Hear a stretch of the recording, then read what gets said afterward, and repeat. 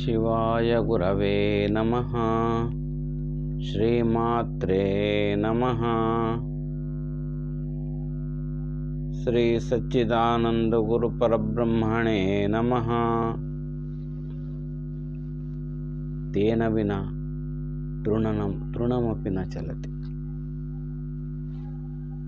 ಇಂದಿನಿಂದ ದೇವಿ ಮಹಾತ್ಮೆಯ ಪೀಠಿಕಾಧ್ಯಾಯ,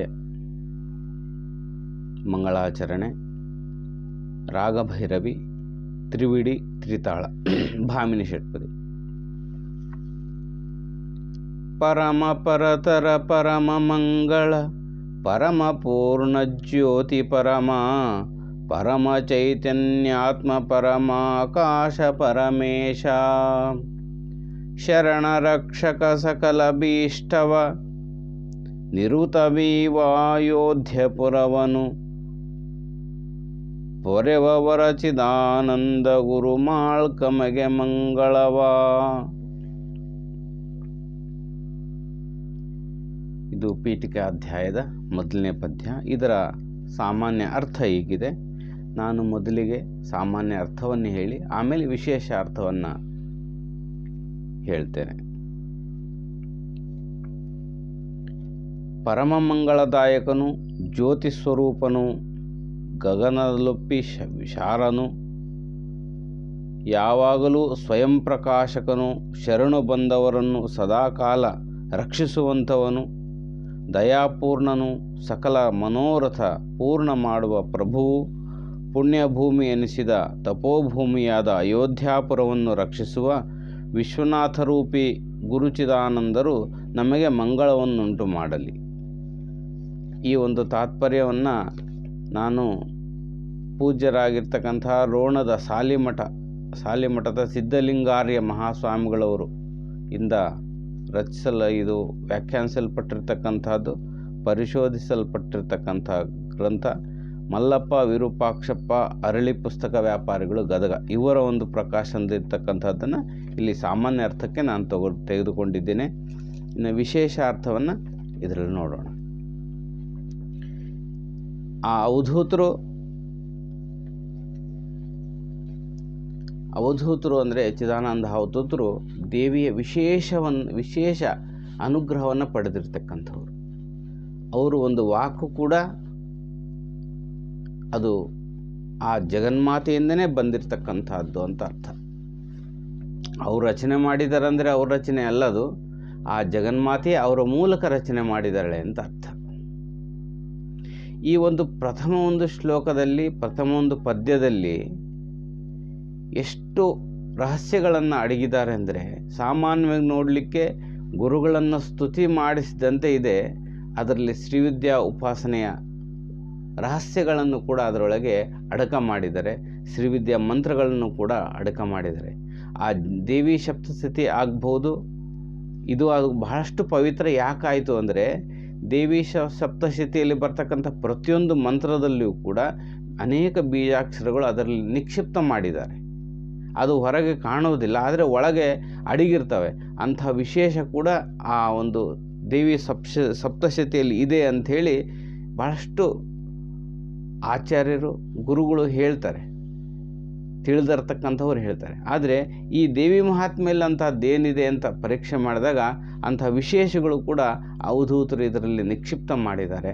ಅದನ್ನು ನಾನು ನಿಮಗೆ ತಿಳಿಸಿಕೊಡ್ಲಿಕ್ಕೆ ಇಷ್ಟಪಡ್ತೇನೆ. ಪರಮ ಪರತರ. ಪರಮ ಅಂದರೆ ಶ್ರೇಷ್ಠ, ಪರತರ ಅಂದರೆ ಅದಕ್ಕಿಂತ ಶ್ರೇಷ್ಠ, ಬೆಸ್ಟ್, ಬೆಟರ್ ಏನು ಹೇಳ್ತಾರಲ್ಲ ಹಾಗೆ, ಅಲ್ಟಿಮೇಟ್, ಅದಕ್ಕಿಂತ ಇನ್ಯಾವುದೂ ಇಲ್ಲ. ಅದು ಯಾವುದು ಅಂದರೆ ಪರಬ್ರಹ್ಮ ವಸ್ತುವೇ, ಓಂಕಾರ. ಈ ಓಂಕಾರ ಬೀಜವನ್ನು ಇಲ್ಲಿ ಪರಮ ಪರತರ ಅಂತ ಇಟ್ಟಿದ್ದಾರೆ. ಪರಮ ಮಂಗಳ. ಪರಮ ಮಂಗಳ ಅಂದರೆ ಮಂಗಳ ಅಂದರೆ ಶುಭವನ್ನು ಕೊಡ್ತಕ್ಕಂಥದ್ದು. ಶುಭ, ಎಲ್ಲದಕ್ಕಿಂತ ಶುಭ ಯಾವುದು? ಎಲ್ಲದಕ್ಕಿಂತ ಶುಭ ಯಾವುದು ಅಂದರೆ ಜ್ಞಾನ. ಜ್ಞಾನಕ್ಕಿಂತ ಮಿಗಿಲಾದ್ದು ಯಾವುದೂ ಇಲ್ಲ. ನಹಿ ಜ್ಞಾನೇನ ಸದೃಶಂ ಅಂಥೇಳಿ ಭಗವದ್ಗೀತೆಯಲ್ಲಿ ಶ್ರೀಕೃಷ್ಣನು ಹೇಳ್ತಾನೆ. ಅದಕ್ಕಿಂತ ಉತ್ತಮವಾದದ್ದು ಯಾವುದೂ ಇಲ್ಲ. ಅದೇ ಮಂಗಳಕರ, ಅದೇ ಶುಭ ಅಂದರೆ ಸರಸ್ವತಿಯ ಸ್ವರೂಪವನ್ನು, ಅಂದರೆ ಐಂ ಬೀಜಾಕ್ಷರನ ಇದರಾಗೆ ನಿಕ್ಷಿಪ್ತ ಮಾಡಿದ್ದಾರೆ. ಮಂತ್ರಗಳನ್ನು ಗುರುಮುಖೇತ ಮಾಡಬೇಕು, ಗುರುಮುಖೇಣ ಮಾಡಬೇಕು. ಆದರೆ ಇಲ್ಲಿ ಆ ಸುಲಭ ಪದ್ಯಗಳಲ್ಲಿ ಅದನ್ನು ನಿಕ್ಷಿಪ್ತ ಮಾಡಿದ್ದಾರೆ. ಐಂ ಪರಮ ಪೂರ್ಣ ಜ್ಯೋತಿ ಪರಮ ಚೈತನ್ಯಾತ್ಮ ಪರಮಾಕಾಶ ಪರಮೇಶ. ಪರಮ ಪೂರ್ಣ ಜ್ಯೋತಿ ಬೆಳಕು, ಜ್ಞಾನ ಸ್ವರೂಪ. ಪರಮ ಚೈತನ್ಯ ಅಂದರೆ ಶಕ್ತಿ. ಅದು ಎಲ್ಲಿರ್ತಕ್ಕಂಥದ್ದು? ಪರಮಾಕಾಶ ಪರಮೇಶ. ಆಕಾಶವೆಲ್ಲವೂ ವ್ಯಾಪ್ತವಾಗಿ ಸರ್ವವೂ ಇರ್ತಕ್ಕಂತಹದ್ದು. ಆಕಾಶವನ್ನು ನಾವು ಹೇಗೆ ನೋಡ್ತೀವಿ ಅಂದರೆ ಇದು ಖಾಲಿ ಪ್ಲೇಸ್ ಅಂತ, ಸರ್ವವಿರೋದಲ್ಲೇ, ಎನರ್ಜಿ ಪೂರ್ತಿ ಇರೋದಲ್ಲೇ. ಆ ಶಕ್ತಿ ಅಂದರೆ ಆ ಜಗನ್ಮಾತೆ ಹ್ರೀಂಕಾರಿಯಿಂದ ಸ್ತುತಿ ಮಾಡ್ತಾರೆ. ಹ್ರೀಂ ಮಂತ್ರವನ್ನು ಆ ರೀತಿಯಲ್ಲಿ ಇದರಲ್ಲಿ ನಿಕ್ಷಿಪ್ತ ಮಾಡಿದ್ದಾರೆ. ಓಂ ಐಂ ಹ್ರೀಂ. ಇನ್ನು ಮುಂದಿಂದು ಶರಣ ರಕ್ಷಕ ಮಾಡೋದು ಯಾರು? ವಿಷ್ಣು ಪತ್ನಿ ಲಕ್ಷ್ಮಿ. ಆ ಶರಣ ರಕ್ಷಕ ಸಕಲ ಅಭೀಷ್ಟಗಳನ್ನು ಕೊಡ್ತಕ್ಕಂಥದ್ದು ಅಂಥೇಳಿ ಶ್ರೀಂ ಬೀಜವನ್ನು ಇಲ್ಲಿ ಅಡಗಿಸಿದ್ದಾರೆ. ಓಂ ಐಂ ಹ್ರೀಂ ಶ್ರೀಂ. ನಿರುತ ವಿವಾಯೋಧ್ಯ ಪುರವನು ಪೊರೆವರ ಚಿದಾನಂದ ಗುರು ಮಾಳ್ಕಮೆಗೆ ಮಂಗಳವ. ಆ ಗುರು ಮಾಳ್ಕೆಮಗೆ ನಮಗೆ ಗುರು ಕೊಡಲಿ. ಅಂತಕ್ಕಂತಹದ್ದು ಮಾತೃಸ್ವರೂಪ, ಗುರು ಕೂಡ ಮಾತೃಸ್ವರೂಪ. ಆ ಗುರು ಹೃದಯ ಯಾವಾಗಲೂ ತಾಯಿಯ ಸ್ವರೂಪ ಇರ್ತದೆ. ಹಾಗಾಗಿ ಆ ತಾಯಿಯ ಸ್ವರೂಪವಾಗಿ ಮಾಳ್ಕೆಮೆಗೆ ಅಂಥೇಳಿ ಇಲ್ಲಿ ಕೇಳಿರೋದಂದರೆ ಶ್ರೀಮಾತ್ರೆ ನಮಃ ಅಂತ. ಮಂಗಳ ಅಂದರೆ ಮಂಗಳವ, ಶುಭವಾಗಲಿ ಅಂತ ಹಾರೈಸಿಲ್ಲ. ಅಲ್ಲಿ ಮಂಗಳ ಅಂತಕ್ಕಂಥದ್ದು 3 ಶಬ್ದಗಳಿದ್ದಾವೆ, 3 ಪದಗಳಿದ್ದಾವೆ. ಒಂದು ಮಂತ್ರಗಳು, ಶಬ್ದಗಳು ಅನ್ಬಾರದು, ಅವನ ಮಂತ್ರಗಳು ಅನ್ಬೇಕು. ಒಂದನೇದು ನಮಃ, ಅದೊಂದು ಮಂತ್ರ. ಸ್ವಾಹ ಒಂದು ಮಂತ್ರ. ಸ್ವಧ ಇದು ಮಂತ್ರ. ಯಾವುದೇ ಮಂತ್ರಗಳು ತೊಗೊಂಡ್ರೆ ಇವು ಬರ್ತವೆ. ಆ ಮಂಗಳಗಳು ಎಲ್ಲ ಮಂಗಳವನ್ನು ಉಂಟು ಮಾಡುವುದು ಯಾವುದು ಅಂದರೆ ಈ ನಮಃ, ಸ್ವಧ, ಸ್ವಾಹ. ಹಾಗಾಗಿ ಮಂಗಳ ಅಷ್ಟೇ ಅಂದರೆ ಮಂಗಳವಾ ಅಂತ ಅಂದರೆ ಶುಭವನ್ನು ಕೊಡ್ತಕ್ಕಂಥವು ಅಂದರೆ ನಮಸ್ಕಾರವನ್ನು ಅವರು ಕೊಟ್ಟಿದ್ದಾರೆ. ಅಂದರೆ ಓಂ ಐಂ ಹ್ರೀಂ ಶ್ರೀಂ ಶ್ರೀಮಾತ್ರೇ ನಮಃ ಆ ಮಂತ್ರವನ್ನು ಇದರಾಗೆ ಗೊತ್ತಿಲ್ಲದೆ ಅದು ನಿಕ್ಷಿಪ್ತ ಆಗಿರ್ತಕ್ಕಂಥದ್ದು. ಈ ಒಂದು ಪದ್ಯ ಒಂದು ಇಟ್ಕೊಂಡು ಇದ್ದರೆ ಸಾಕು, ಆ ಎಲ್ಲ ಸಿದ್ಧಿಗಳು ಉಂಟಾಗ್ತವೆ. ಒಂದನೇದು. ಎರಡನೇದು ಇದರ ವಿಶೇಷ ಏನು ಅಂದರೆ ಪರಮ ಪರತರ ಪರಮ ಮಂಗಳ. ಪರಮ ಪ 3 ಸಾರಿ ಅಕ್ಷರ ಇಲ್ಲಿ ಪ್ರಾರಂಭದ ಅಕ್ಷರ ಪ್ರಾರಂಭ ಆಗಿರೋದು ಇಂದ. ಪರಮ ಪರತರ ಪರಮ 3 ಪಾಗಳು ಬಂದಿದ್ದಾವೆ. ಪಕಾರ ಪಾಪವನ್ನು ಧ್ವಂಸ ಮಾಡ್ತಕ್ಕಂಥ ಶಕ್ತಿ ಇರತಕ್ಕಂಥದ್ದು, ಪಾಪ ಪರಿಹಾರವನ್ನು ಮಾಡ್ತಕ್ಕಂಥದ್ದು. ಹಾಗಾಗಿ ಜಪ ಅನ್ನೋದಕ್ಕಷ್ಟೇ, ಜನ್ಮಾಂತರಗಳಿರ್ತಕ್ಕಂಥ ಪಾಪವನ್ನು ನಾಶನ ಮಾಡ್ತಕ್ಕಂಥದ್ದೇ ಜಪ ಅಂಥೇಳಿ ವ್ಯಾಖ್ಯಾನಕಾರರು ಹೇಳ್ತಾರೆ. ಆ ಅಂದಾಗ ನಮ್ಮ ದುಃಖಗಳು ಪಾಪಗಳೆಲ್ಲವನ್ನೂ ದೂರ ಮಾಡ್ತಕ್ಕಂಥ. ಪಾಪ ಅಂದರೆ ಏನು? ಸುಖವೇ ಪುಣ್ಯ, ದುಃಖವೇ ಪಾಪ, ಅಷ್ಟೇ, ಏನಿಲ್ಲ. ನಮಗೆ ಅನುಭವ ದುಃಖ ಐತೆ ಅಂದರೆ ನಮ್ಮಲ್ಲಿ ಪಾಪ ಇದೆ ಅಂತ ಅರ್ಥ, ಅದು ಕಳೀತಾ ಇದೆ ಅಂತ ಅರ್ಥ. ಪಾಪವನ್ನು ಕಳೀತಾ ಇದ್ದೀವಿ. ಸುಖ ಇದೆ ಅಂದರೆ ಸುಖವನ್ನು ಪುಣ್ಯವನ್ನು ಅನುಭವಿಸ್ತಿದ್ದೀವಿ ಅಂತ. ಈ ಪಾಪಗಳನ್ನು 3 ಸಲ ಪಾಪ ಹೇಳೋದ್ರಿಂದ 3 ಥರದ ಪಾಪಗಳು ಹೋಗ್ತವೆ ಅಂತ. 3 ಥರದ್ದು ಪಾಪಗಳು. 3 ಥರದ್ದು ಯಾವುವು? ಅನೇಕ ನಮೂನಿ ಪಾಪಗಳಿದ್ದಾವೆ. ಇದರ 3 ಥರ ಹೇಳ್ತಿದ್ದಾರೆ. ಅಂದರೆ 3 ಥರ ದುಃಖಗಳಿದ್ದಾವೆ. ಆದಿದೈವಿಕ, ಆದಿಭೌತಿಕ, ಇನ್ನೊಂದು ಆಧ್ಯಾತ್ಮಿಕ. ಈ 3 ತಾಪಗಳನ್ನು ಕಳೀಲಿಕ್ಕೋಸ್ಕರ ಪರಮ ಪರತರ ಪರಮ ಮಂಗಳ. ಈ ರೀತಿಯಲ್ಲಿ ಇದರಲ್ಲಿ ಈ ಒಂದು ಪದ್ಯ ಮಂತ್ರ ಸ್ವರೂಪವಾಗಿ ಆಶೀರ್ವಾದ ರೂಪವಾಗಿದೆ. ಪರಮಪೂರ್ಣ ಜ್ಯೋತಿ ಪರಮ ಪ್ರಕಾಶವಾಗಿರ್ತಕ್ಕಂಥದ್ದು, ಚೈತನ್ಯ ಸ್ವರೂಪನಾಗಿರ್ತಕ್ಕಂಥದ್ದು ಆ ಪರಮೇಶ್ವರನ ಸ್ಮರಣೆ. ಪರಮೇಶ್ವರ ಅಂದರೆ ಈಶ್ವರ ಅಂದರೆ ಎಲ್ಲದಕ್ಕೂ ಮಿಗಿಲಾಗಿರ್ತಕ್ಕಂಥದ್ದು, ಅದಕ್ಕಿಂತ ಇನ್ನೊಂದಿಲ್ಲ. ಈಶ್ವರ ಅಂದರೂ ಅದೇ, ಆ ಜಗನ್ಮಾತೆ ಅಂದ್ರೂ ಅದೇ. ಅದು ಮೀರಿದ ಒಂದು ಶಕ್ತಿ, ಅದಕ್ಕಿಂತ ಇನ್ನೊಂದಿಲ್ಲ. ಅದು ಪರಮೇಶ್ವರ, ಅದು ಪರಮೇಶ್ವರಿ. ಎಲ್ಲರನ್ನೂ ರಕ್ಷಣೆ ಮಾಡ್ತಕ್ಕಂಥದ್ದೇ. ಸಕಲ ಅಭೀಷ್ಟಗಳನ್ನು ಕೊಡ್ತಕ್ಕಂತಹದ್ದೇ ಈ ಜಗನ್ಮಾತೆ, ಈ ದೈವವು. ನಿರುತ ವಿವಾಯೋಧ್ಯಪುರವನು. ನಿರುತ ಅಂದರೆ ಯಾವಾಗಲೂ, ಒಂದ್ಸಲ ನಿರುತ, ಕಂಟಿನ್ಯೂಯಸ್. ಈವ ಕೊಡತಕ್ಕಂಥ ಅಯೋಧ್ಯಪುರವನು. ಅಯೋಧ್ಯಪುರ ಅಂದರೆ ಇದು ಅವ್ರ ಚಿದಾನಂದ ಅವಧೂತರು ಏನಿದ್ರಲ್ಲ ಆ ಒಂದು, ಅದು ಕೂಡ ಅಯೋಧ್ಯಪುರನೇ ಇದೆ.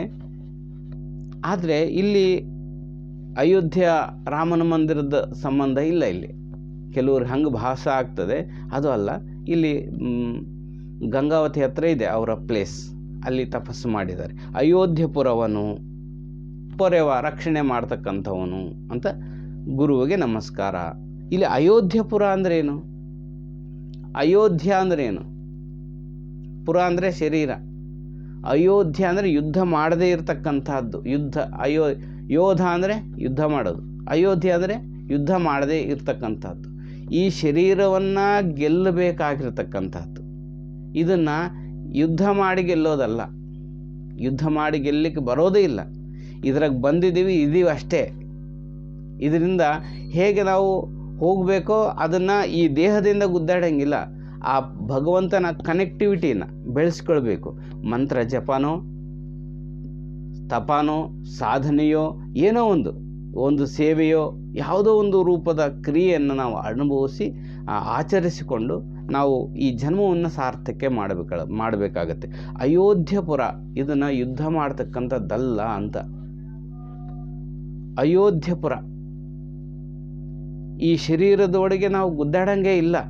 ಈ ಶರೀರ ಹಂಗಿದೆ ಅಂದರೆ, ಈ ಶರೀರದ ಗುದ್ದಾಡೋದು ಅಂದರೆ, ಈ ಯುದ್ಧ ಮಾಡೋದು ಅಂದರೆ ಸಾಕಷ್ಟು ಈ ಶರೀರದ ಭೋಗಗಳಿಗೋಸ್ಕರ ನಾವು ಬಡದಾಡ್ತೀವಿ, ಶರೀರದ ಸುಖಗಳಿಗೋಸ್ಕರ ಬಡದಾಡ್ತೀವಿ. ಅದು ಬಡದಾಡಬಾರ್ದು ಅಂತಲ್ಲ, ಆದರೆ ಎಷ್ಟು ಬೇಕೋ ಅಷ್ಟಿರಬೇಕು. ಇನ್ನು ಮಿಕ್ಕಿದ್ದೆಲ್ಲ ಕೂಡ ಸಾಧನೆ ಕಡೆಗಿರಬೇಕು. ಮಾನವ ಜನ್ಮ ಬಂದಿರೋದೇ ವಿಶೇಷವಾಗಿರ್ತಕ್ಕಂಥದ್ದು.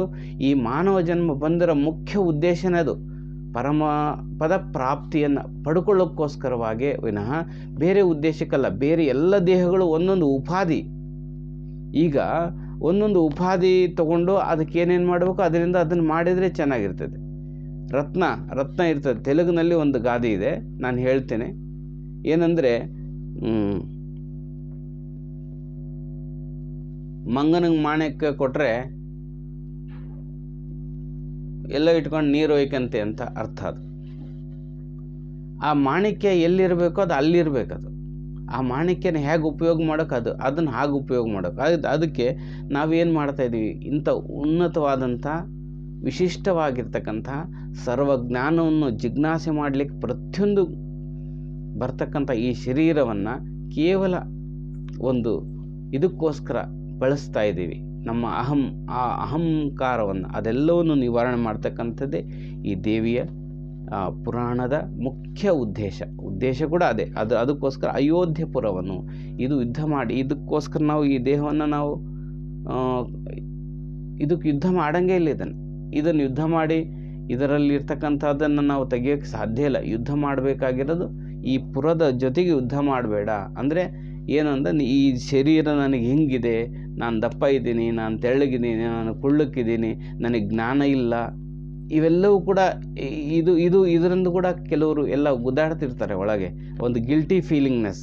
ಈ ಗಿಲ್ಟಿ ಫೀಲಿಂಗ್ನೆಸ್ ತೆಗಿತಕ್ಕಂಥದ್ದೇ ಅಯೋಧ್ಯ ಅಂತ. ಅದನ್ನು ಕಾಪಾಡ್ತಕ್ಕಂಥನ ಅವನೇನು ಕೊಟ್ಟಿದ್ದಾನೆ ಅವನೇ ಕಾಪಾಡ್ತಾನೆ. ಹಾಗಾಗಿ ಇದರ ಬಗ್ಗೆ ಚಿಂತೆಯನ್ನು ಬಿಡು ಅಂಥೇಳಿ ಇದ್ರಾಗ ಇನ್ನೊಂದು ಒಳ ಅರ್ಥವನ್ನು ಹೇಳಿದ್ದಾರೆ. ಹೀಗೆ ಆ ಚಿದಾನಂದ ವರ ಚಿದಾನಂದ ಗುರು ತಮಗೆ ಮಂಗಳವ. ನಮಸ್ಕಾರ.